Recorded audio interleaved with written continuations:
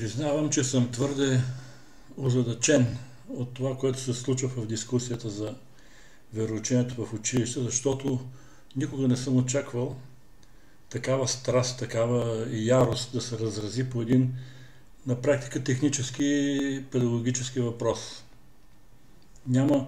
Няма такъв предмет в българското образование, който да е бил обект на такова обществено обсъждане.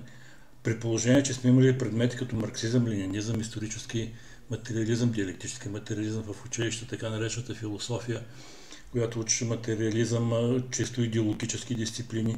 Никой никога не е поставил под въпрос с такава ярост включването на тези предмети в учебната програма, както и сега.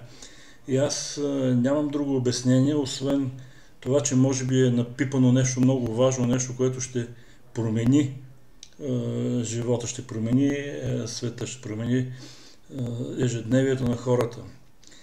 Защото